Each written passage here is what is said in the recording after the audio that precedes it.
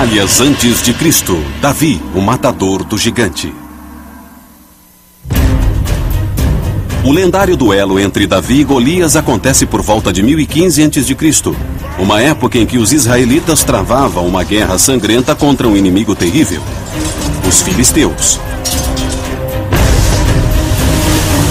Mais de 200 anos se passaram desde que o grande comandante militar Moisés liderou as 12 tribos israelitas pela primeira vez para fora do Egito durante o Êxodo.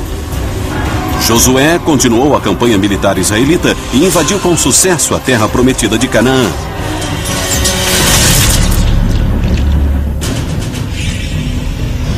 Agora, depois de 2 séculos e milhares de vidas perdidas em batalhas bíblicas sangrentas, os israelitas não chamam mais essa terra de Canaã.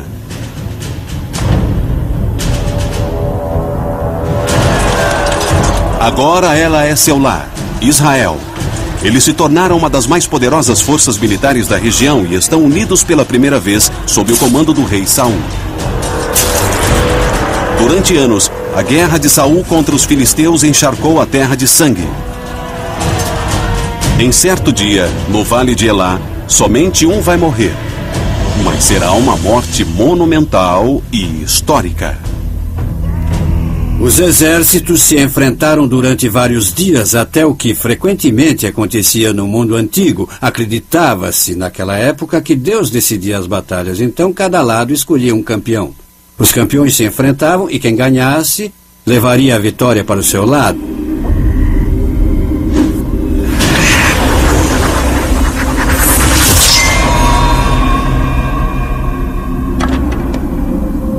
Todo mundo conhece a história de Davi e Golias, onde Davi usa sua funda, dispara uma pedra em Golias, acerta entre seus olhos e Golias morre. Então Davi pega sua espada e corta a cabeça de Golias. A morte de Golias por Davi é um ponto de virada na guerra contra os filisteus. Mas o mais importante, ela lança o jovem pastor num caminho sangrento de intriga, mentira e paranoia que, enfim, o levará ao trono. Um dos aspectos mais interessantes da Bíblia é que Davi tenha tanta consideração como pai de Israel e rei de Israel, porque, vendo bem a carreira dele, ele foi, na verdade, um oportunista sedento por sangue. Mais que uma figura mítica, mais que uma pessoa de grande valor, ele parece mais um chefão da máfia, um homem muito egoísta e egocêntrico que sabia o que queria e estava disposto a fazer tudo para conseguir, inclusive trair e matar seu próprio povo. Um enfoque importante sobre o incidente entre Davi e Golias não é militar, é político e social. O que acontece, por causa da morte de Golias, é que esse jovem chama a atenção do grande rei guerreiro Saul. Davi se torna herói num instante.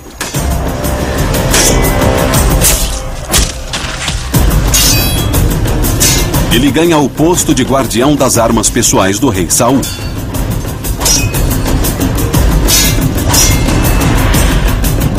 Isso dá a Davi a oportunidade de melhorar suas habilidades como soldado.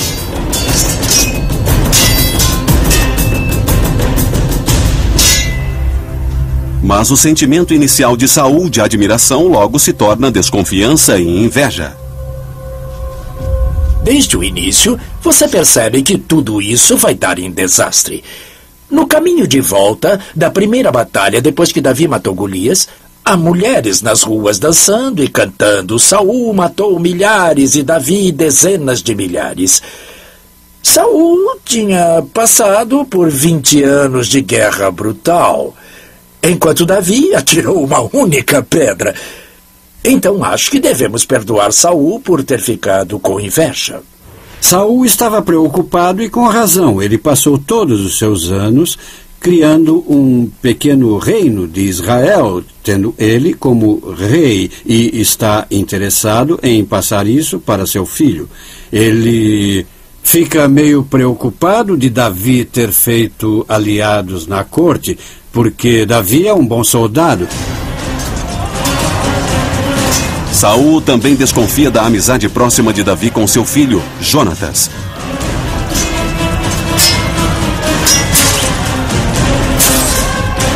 Os dois jovens têm uma relação fraternal dentro e fora dos campos de batalha.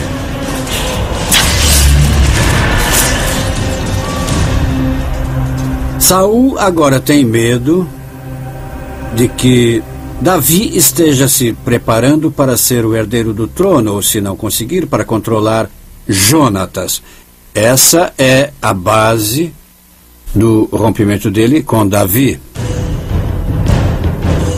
Para fugir de Saul, Davi se refugia em sua tribo natal em Judá, uma região ao sul de Israel. Mas mesmo lá, ele foi caçado pelos homens de Saul. Então Davi foge de Israel e se alia aos seus maiores inimigos, os filisteus. É nesse momento que Davi começa a juntar um exército do que a Bíblia chama de homens desesperados. Eles são fora da lei. São soldados da sorte e estão ao lado dos filisteus. Agora Davi não é só um fora da lei, mas realmente se tornou um traidor de seu próprio povo. Mas antes que os filisteus aceitem a ajuda de Davi, eles devem estar convencidos de que ele não é um espião. A primeira coisa que o príncipe filisteu faz é testar a lealdade de Davi. E como você testa a lealdade de um israelita? Eu tenho para mim que ele ordenou Davi a atacar os assentamentos israelitas. O príncipe filisteu controla a área chamada de Gate, próxima da fronteira da tribo natal de Davi, Judá. Eles são presas fáceis contra as aldeias israelitas. Então ele envia Davi contra as aldeias israelitas e Davi cumpre as ordens. Ele ataca as aldeias fronteiriças entre os reinos filisteu e israelita, reúne os despojos de guerra e entrega ao príncipe filisteu. Enquanto Davi e seus homens estão parados próximos a Hebrom, a Bíblia diz que o exército filisteu faz um ataque ousado aos israelitas no monte Gilboé. Saul e os israelitas estão em terreno alto. Parece que vão conseguir resistir ao ataque filisteu.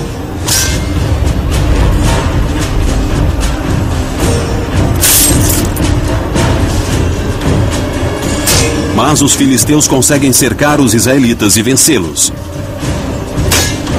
Saul e Jonatas estão arruinados.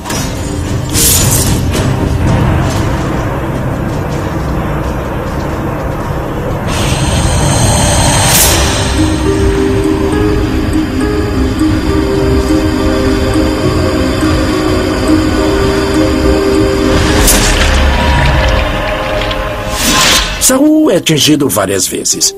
Ele vira para seu guardião de espadas e diz: "Não me deixe para os não circuncidados. Eles vão me torturar e debochar de mim."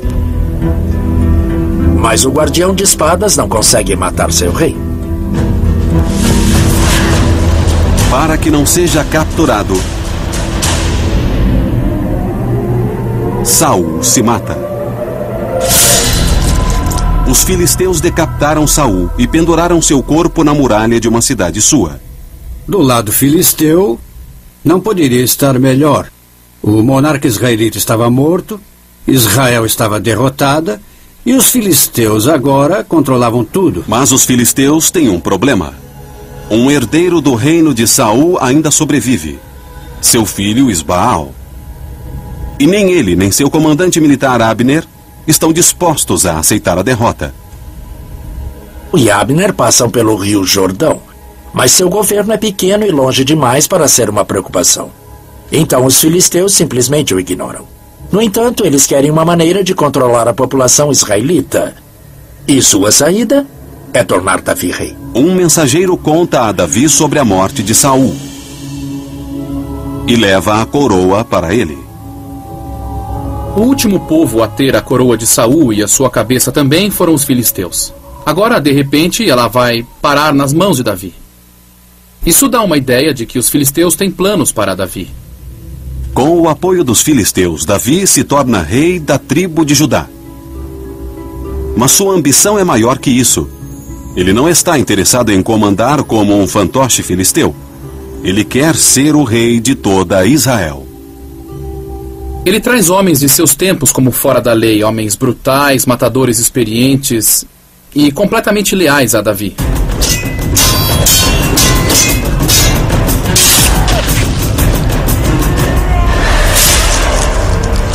Ele convoca o que chamam de Gigud, que são 600 fora da lei com quem ele lutou, e os estabelece em todas as aldeias e cidades de Judá. Isso foi feito não só para estender seu controle político, mas para que, quando tivesse que erguer uma força de milícia nos territórios israelitas, esses homens pudessem obedecer a ele.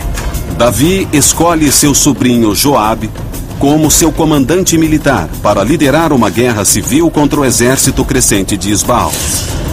Davi sabe que, para se tornar rei inconteste de Israel, ele deve varrer totalmente toda a linhagem de Saul. Os israelitas acreditam que Saul foi ungido por Deus. Então, qualquer um dos parentes de sangue dele é automaticamente muito mais legitimado do que Davi. Isso enquanto eles estiverem vivos. Nos 2 anos seguintes, as forças de Davi, lideradas por Joabe, enfrentam as tropas de Isbaal. A cada reluzir de sua espada, Davi se aproxima mais de seu objetivo maior: a coroa de Israel.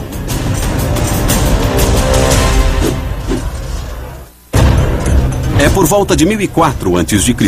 Apenas 10 anos depois de Davi ter matado Golias, ele trava uma guerra civil sangrenta para se tornar rei de todo Israel. O sobrinho de Davi, Joabe, lidera o exército contra Isbaal, o filho do rei israelita morto, Saul. A Bíblia não fala sobre o número de batalhas e quantas pessoas foram mortas, mas é bem clara sobre o fato de que o exército de Isbaal estava levando a pior. A arma da época era a espada reta, usada para cortar, talhar e atravessar o corpo do inimigo. A lança de madeira de 1,80 m com a ponta de ferro é usada para perfurar soldados inimigos. Por fim, vencem os homens de Davi, mas há algumas questões a resolver. E é aí que Davi, o chefão da máfia, começa a mostrar as suas garras. Como numa cena tirada de O Poderoso Chefão, Davi se torna rei e acaba com todos os seus inimigos. Um dos primeiros a morrer é Abner, comandante de Isbaal. Ele quis desertar para o lado de Davi, mas Joabe o considera uma ameaça. Joabe é o conselheiro, Joabe é o capanga, e fez isso porque era a coisa certa a fazer. Pelo menos no que se trata de política estratégica. Então, numa noite, enquanto dorme, Isbaal é assassinado. Quando os assassinos apresentam a cabeça de Isbaal a Davi, o rei de Israel mata todos eles. Agora, vendo de uma perspectiva siciliana, se você ordena o assassinato de outra pessoa, a melhor maneira de provar que você não esteve envolvido é matando os assassinos que você contratou. E ele os matou assim que eles passaram pela porta. Davi fez isso tudo para parecer que foi muito horrível saber que Isbaal estava morto. Mas claro, quem foi que se beneficiou mais com a morte de Isbaal? Davi? A Bíblia não o culpa pela morte dele, mas é lógico. Quem mais teria feito isso? Em um ato final medonho para assegurar sua posição como rei de Israel, Davi ordena a execução dos últimos herdeiros do trono restantes, os 7 jovens netos de Saul.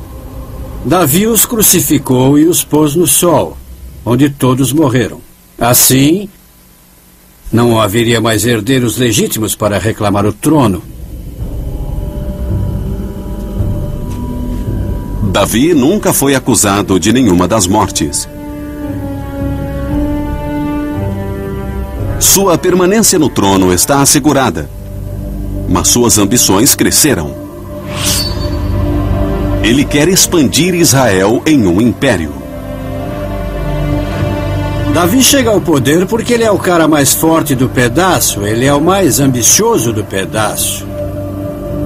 Ele é um homem que quase não tem limites para conseguir aquilo que é de seu interesse. Então é uma escalada sangrenta até o poder, e o que acontece depois é um regime sangrento para que se mantenha no poder. A primeira providência de Davi é se livrar de qualquer obrigação. Ele trai os filisteus que o ajudaram a chegar ao poder. Em uma série de batalhas sangrentas, ele os submete.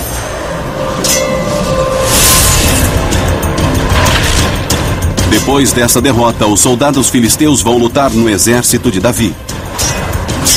Eles fornecerão sua arma mais estimada, a biga. A biga dos filisteus na época era levada por 2 cavalos e geralmente comportava 2 homens, o condutor e o arqueiro. O arqueiro devia ser muito habilidoso para lançar flechas com precisão, enquanto passava em superfícies desiguais a até 16 km por hora. A plataforma de madeira era feita em uma forma de um D, com o eixo colocado no meio dela, dando estabilidade e força adicional. Com um exército de 8 a 10 mil soldados, Davi toma a cidade de Jerusalém, onde funda a primeira capital de Israel. Ele olha em volta e vê o quê? O que qualquer rei vê quando está no trono: ameaças. Ele olha para o leste e, em suas fronteiras, no que hoje chamaríamos de moderno Vale do Jordão ou Rio Jordão, e há 3 estados que oferecem ameaças estratégicas e econômicas: Amon, Moabe e Edom, que é a primeira na lista de Davi. O verdadeiro motivo dele é econômico. Eles têm minas de cobre e ferro maiores em Edom e ela fica no meio do caminho do que chamamos de Estrada do Rei. A Estrada do Rei conecta a Síria ao Egito. Davi quer acesso livre a essa importante rota de comércio, então parte para a tomada à força de Edom. Davi se movimenta bem rápido para pôr Edom entre o cerco israelita, e faz isso com incrível brutalidade.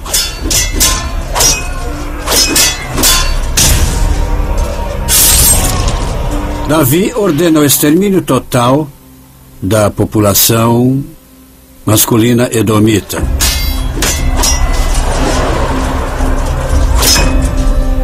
As crianças e as mulheres são vendidas como escravas e o governo é desmantelado.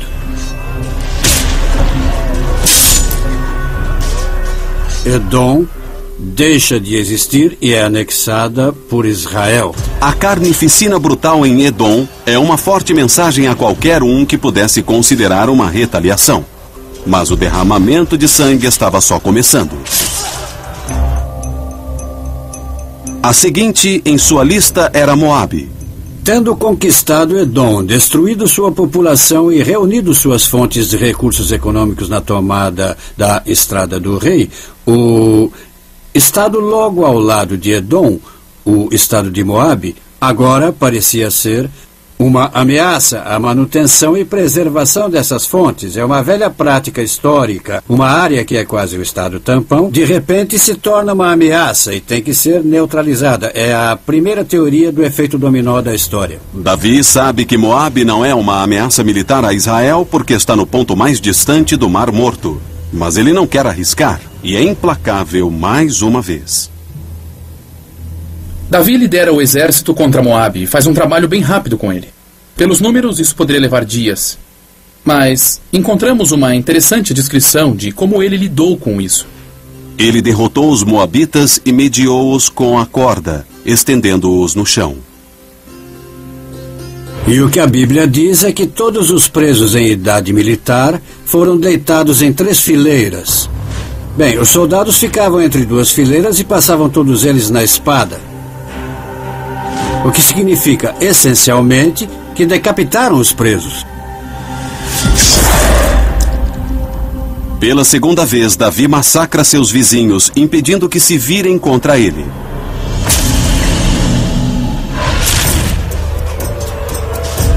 Mas Davi está prestes a enfrentar o oponente mais poderoso de Israel na região. Mas sangue está prestes a ser derramado na Terra Sagrada. É por volta de 1000 a.C. E o exército israelita do rei Davi está disposto à guerra. Eles já destruíram os povos edomita e moabita.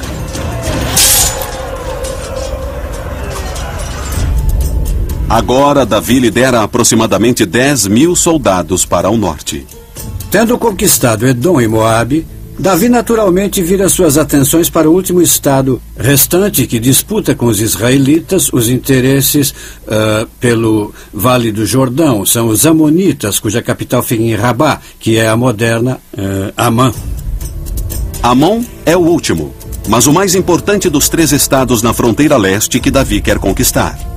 É o maior concorrente de Israel pela influência na região.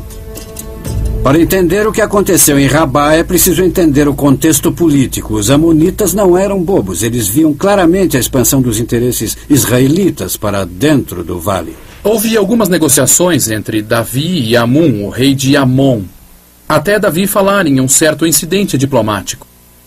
Nesse ponto, os amonitas entenderam o recado e começaram a procurar aliados em volta. Eles encontraram aliados ao norte na terra de Arã, no que é a Síria hoje. É uma nova força que chegou ao poder sob comando de um líder chamado Hadadezer, que tem suas próprias ambições. Hadadezer não é bobo. Ele procura qualquer pretexto para estender sua influência para o sul em Israel e deter o avanço de Davi. Esse é o pretexto perfeito. Quando Davi sabe que os amonitas foram pedir ajuda a Hadadezer, ele ordena que Joabe leve seu exército a Rabá. E, rapidamente, ele reúne todo o exército, põe o seu conselheiro, Joabe, como encarregado e diz a ele que marche para a capital Rabá, a destrua e derrote os amonitas. Joabe e os israelitas atravessam o rio Jordão sem oposição. Sem outras tropas à vista, Joabe marcha pela planície até a Rabá. O que acontece é que o exército amonita sai de sua cidade e se posiciona em frente a ela com sua infantaria se oferecendo para a batalha. Joabe posiciona seu exército em oposição aos amonitas, mas enquanto os israelitas marcham em direção às muralhas de Rabá, 20.000 arameus os atacam por trás. O que aconteceu foi que os amonitas se tornaram como uma isca para eles. Joabe e o exército israelita agora estão entre a cruz e a espada. Para responder ao ataque dos arameus, Joabe faz algo surpreendente. Ele divide sua força em 2. Então Joabe vira para o seu irmão, que é o segundo no comando, e diz: você reúne um grupo e ataca as muralhas. Eu pego o outro e lido com as bigas. Lembre que Davi tinha à sua disposição vários escravos de estados cananeus e filisteus, cuja especialidade era infantaria pesada e guerra com bigas. Joabe ordenou que suas tropas de cananeus e filisteus com bigas se virassem e atacassem os arameus que se aproximavam pela planície. O que nós vemos a seguir é um turbilhão de bigas entrando em posição. Enquanto as infantarias lutavam em combate sangrento corpo a corpo. Então essa enorme batalha de bigas é travada na planície aberta. Os arameus levam a pior e começam a fugir. Com as bigas em fuga, Joabe libera sua infantaria.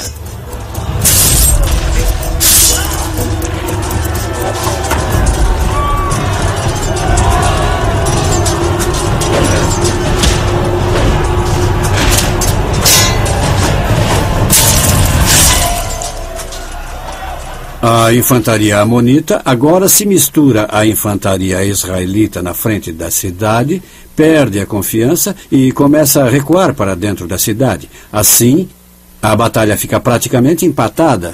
O sucesso de Joabe com as forças divididas continua sendo uma proeza militar até hoje.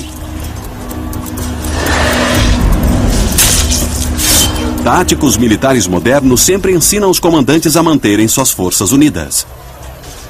Mas isso certamente pôs muito medo em Joabe, porque ele não fez mais nenhum movimento para atacar a capital Rabá. Ele imediatamente pegou a infantaria, pegou as bigas que tinha e se retirou rapidamente, atravessando o Jordão, de volta para Jerusalém, dizendo que aquele não tinha sido um bom dia. Depois da batalha, os arameus recuam para o norte, no que agora é o sul da Síria.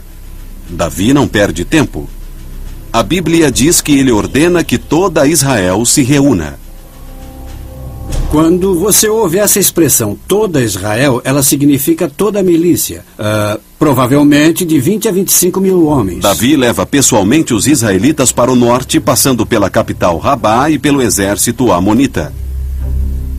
Ele é um tático esperto, um pouco mais que Joabe. Ele não atravessa o Vale do Jordão, onde Joabe atravessou. O que faz é se mover pelo lado israelita ao longo do Vale do Jordão, usando ele para proteger seu flanco. Davi e os israelitas enfrentam os arameus em algum lugar ao sul de Sucote. Essa fica conhecida como a Batalha de Elam. O que temos que imaginar na Batalha de Elam é que ela foi uma batalha de infantaria e bigas combinadas.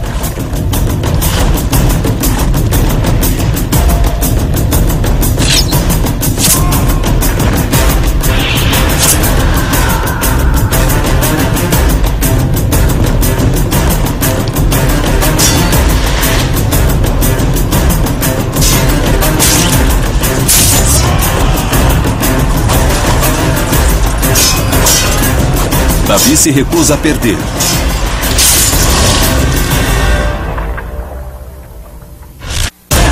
O rei Davi dos israelitas confirma sua reputação de brutalidade. Suas vítimas agora são os arameus, e eles estão sendo mortos. Não há grandes detalhes na Bíblia, a não ser que uma batalha turbulenta foi travada e muitos dos arameus foram mortos. A prova disso é que o comandante dos arameus foi morto. Isso pode sugerir que eles foram totalmente vencidos.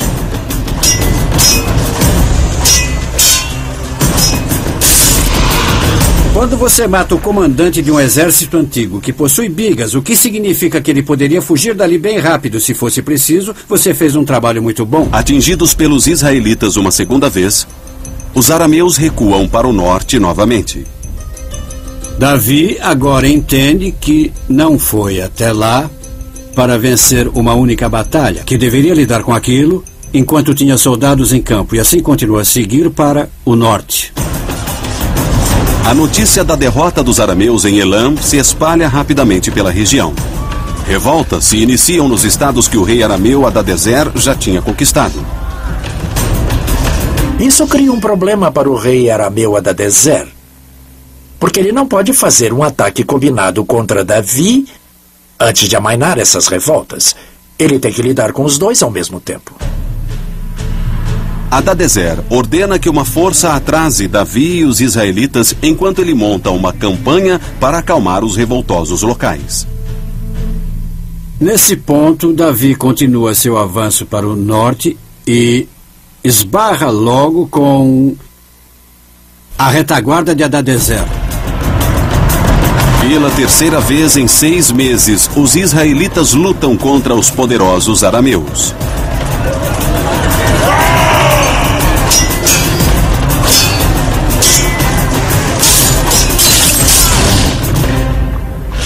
O que acontece é que Davi encontra o exército principal de Hadadezer, uma grande batalha acontece e muitos milhares foram mortos, pelo que diz a Bíblia.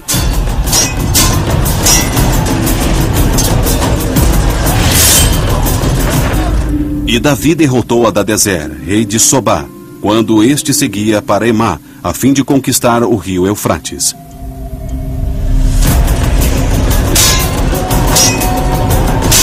Davi e os israelitas alcançam os arameus em fuga e matam muitos deles.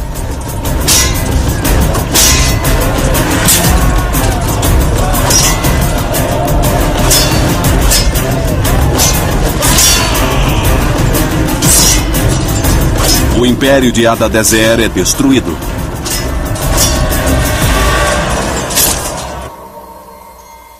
Agora, sem oposição ao norte, Davi exige os estados arameus em nome de Israel. Agora, acrescentando o reino arameu, Davi controla uma área muito grande. E isso é o que definirá o que é chamado de Império de Israel. O novo Império Israelita agora se estende do rio Eufrates ao norte até a fronteira com o Egito, no Sinai, ao sul. Do mar Mediterrâneo a oeste, as montanhas jordanianas ao leste. Mas um último inimigo resta ser conquistado antes de Davi descansar: os amonitas em Rabá. Claro que agora eles estão privados de seus exércitos arameus.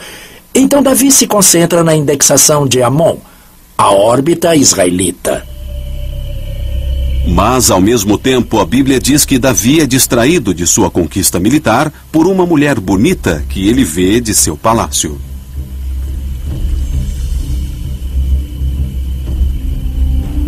Parece que é nesse momento que Davi se encanta por essa mulher linda chamada Betsabeia. Ao invés de ele próprio levar o exército para a batalha. Alguns analistas suspeitam que o que manteve Davi em Jerusalém foi seu desejo por ela. Ele recorre a seu conselheiro Joabe e diz: leve o exército, se aproxime dos amonitas e derrote-os. Davi ordena que Betsabeia seja levada até ele. Mas ela é uma mulher casada. Seu marido, Urias, o heteu, é um soldado de Joabe no exército israelita. Escândalo total. Davi é mesmo lendário. Ele é visto como um grande guerreiro e um grande unificador. Ele é o fundador do primeiro Estado israelita, o queridinho da Bíblia, mas muito se fala em suas fraquezas, principalmente com as mulheres.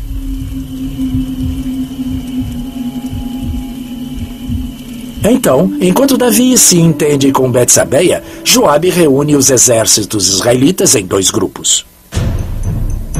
Um é a força de milícia posicionada em Sucote, no Vale do Rio Jordão. O outro é o exército de elite, formado em maior parte por profissionais na infantaria e nas bigas. Eles marcham para Rabá e a cercam. Quando se fala em cerco feito pelos israelitas, nessa época eles não tinham equipamentos para um cerco. Eles tomavam as cidades como normalmente se tomava, de assalto. O problema em relação a Rabá é que para fazer isso você precisa de uma vantagem numérica grande e a maior parte da milícia estava em Sucote. De cima das muralhas de Rabá, arqueiros amonitas podem facilmente atingir a infantaria israelita. O sangue jorrava em Rabá, e no entanto não era isso que ocupava a mente de Davi. Davi está em Jerusalém, aparentemente se divertindo com Betsabeia, e recebe uma mensagem de Joabe, seu comandante, dizendo: as coisas estão difíceis aqui, sabe? Toda vez que nos aventuramos em outras muralhas, perdemos homens, perdemos 18 homens só ontem. Davi responde: bem, então não cheguem perto das muralhas. E é aí que o problema começa a se desenrolar, porque parece que Betsabeia fica grávida. E o problema é que ela é casada com Urias, o heteu. Isso cria um pequeno problema. Urias está com o exército em Rabá, lutando para Davi. Davi chama Urias de volta a Jerusalém. Então Urias, sendo o bom soldado que é, volta a Jerusalém e Davi diz a ele: olha, você foi um bom soldado, está na frente de batalha, você merece um descanso. Volte para sua esposa, descanse um pouco antes de voltar para a batalha. Pensa bem nisso. Só há um motivo para Davi mandar Urias voltar para Betsabeia em casa, para que eles façam sexo. Parece que Davi está tentando esconder a paternidade do filho de Betsabeia. Um dia depois de mandar Urias, o heteu, voltar para sua esposa, Davi sai de seu quarto e topa com ele, que tinha dormido do lado de fora. Dá para imaginar como foi a conversa quando o rei de Israel disse ao soldado raso: o que está fazendo aqui? Mandei ir para casa, comer e ficar com sua esposa. E ele disse: senhor, como posso fazer isso quando meus colegas soldados estão em perigo nas frentes de batalha? Eu não posso ir e ficar com minha esposa. Acho que isso seria errado. Urias mantém o código de honra dos soldados israelitas, que quando estão em guerra não devem ver suas esposas, um por todos e todos por um, assim dizendo. Mas quando ele se recusa a ver a sua esposa, Urias sela seu destino com Davi. A Bíblia diz que Davi escreve um bilhete para Joabe e o envia para a frente de batalha com Urias. ele escreveu uma carta dizendo: coloque Urias na frente da mais perigosa batalha e retirem-se, para que ele seja ferido e morra.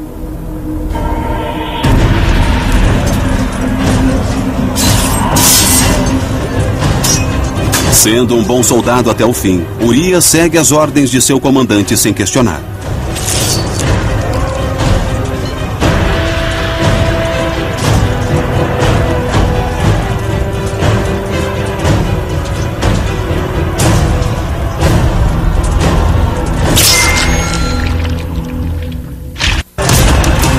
Urias, o Heteu, é um soldado de valor que luta pelos israelitas. Mas o grande rei Davi o deixou morrer. Davi, então, não conseguindo esconder a gravidez de Betsabeia, ele simplesmente decide matar o marido dela num estilo quase mafioso. E a quem mais ele pediria isso? Claro que a seu conselheiro, Joabe. Joabe ordena que Urias vá para a batalha onde a sobrevivência é impossível. Nada impediria Davi de possuir Betsabeia.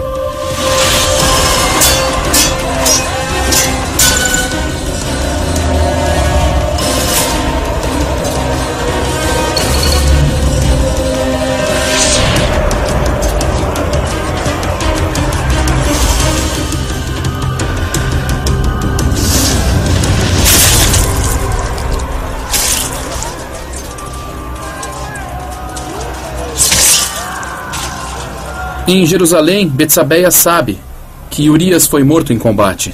Ela fica de luto à prática cultural padrão. E assim que termina seu período de luto, o rei Davi a chama para se tornar sua esposa. Mas o comportamento de Davi não passa despercebido. A Bíblia diz que é da vontade de Deus que o bebê morra, como punição pelos pecados de Davi. Urias está morto. Davi tomou Betsabeia como esposa. Isso é um escândalo do Velho Testamento. Mas militarmente ainda há uma batalha travada em Rabá. Os israelitas ainda estão presos fora das muralhas de Rabá. Então, finalmente, Davi manda uma mensagem a Joabe: ataquem novamente, vençam a guerra.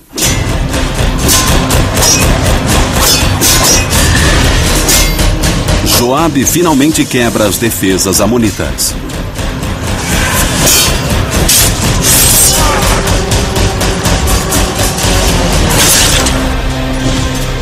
E então Joabe envia uma mensagem a Davi dizendo: olha, está indo bem, mas é melhor você vir aqui, porque a sua ausência é percebida. O povo vai querer todo o crédito pela vitória. Davi não é bobo. Ele entendeu que para ser rei, você tem que fazer coisas de reis. Então, ele marcha até Sucote, se une ao resto do exército e depois marcha para Rabá, agora com ainda mais soldados. A cidade é tomada de assalto.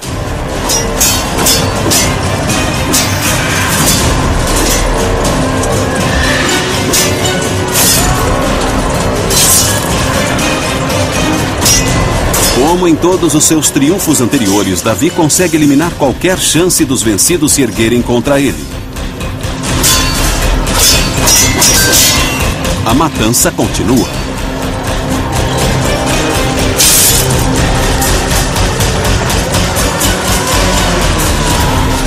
A Bíblia diz que ele pôs o povo no barro. Foi o que o faraó fez com os israelitas. Ele os transformou em operários de construção. Uma das primeiras tarefas era destruir suas próprias muralhas. O que era bem comum naquela época. Depois que você tomava uma cidade, destruía suas defesas para que ela não resistisse mais a você. Os objetivos de Davi foram alcançados. O Império Israelita nasceu. Então é uma escalada sangrenta até o poder. O que acontece depois é um regime sangrento para que se mantenha no poder. Fica tão difícil que há revoltas contra Davi entre seu próprio povo. Até de seu próprio filho. Falando em disfunção familiar, Davi ainda é casado com Betsabeia, certo? O primeiro bebê morre. Bem, ele teve outras esposas e concubinas e acabou tendo muito mais filhos. Um deles é Absalão. Bem, acontece que Absalão vai matar o irmão mais velho, porque esse estupra sua meia-irmã. Muito bem, isso vai começar uma rixa entre Davi e Absalão. A rixa evolui para uma rebelião completa. 2 exércitos israelitas se enfrentam no que é conhecido como a Batalha no Bosque de Efraim. Absalão quer tirar Davi do trono e se tornar rei. Mas, no final, o exército de Absalão é desbaratado. A história conta que Absalão tinha um cabelo lindo e comprido. E durante a batalha ele ficou preso nos galhos de uma árvore no bosque de Efraim. Agora, o que aconteceu exatamente não sabemos. Mas uma coisa é certa. Ele não saiu vivo daquele bosque. Davi deu ordens para que poupassem a vida de Absalão. Mas um homem desobedeceu. Joabe. Como um verdadeiro conselheiro, se podemos chamá-lo assim, Joabe elimina a maior ameaça a Davi. Politicamente, ele fez a coisa certa. Davi comanda o Império Israelita por mais 23 anos. A Bíblia diz que ele morreu em paz na sua cama aos 110 anos. Mas mesmo depois de sua morte, o assassinato e as intrigas continuaram. O outro filho de Davi com Betsabeia, Salomão, se torna o próximo rei. Um de seus primeiros atos é matar Joabe. Isso não era feito como um tipo de vingança. Era mais para assegurar seu próprio poder pessoal. Salomão devia ver Joabe como uma ameaça. E como seu pai fazia, ele eliminou aquela ameaça. Davi é a figura mais popular da Bíblia. Crianças recebem seu nome, ele é visto como um herói, como a pessoa que fundou o Império Israelita, o Estado. Então ele é quase uma figura mítica. Mas quando você o vê com clareza, ele parece até humano demais.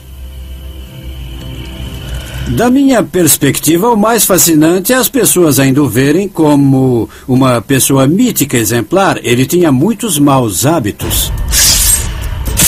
Davi é reverenciado através dos tempos por ter unido as tribos de Israel e fundado o Império Israelita. Como muitos conquistadores, ele também era ambicioso, traiçoeiro e impiedoso. A Bíblia diz que no final de sua vida, ele sempre tinha frio, não conseguia mais sentir calor.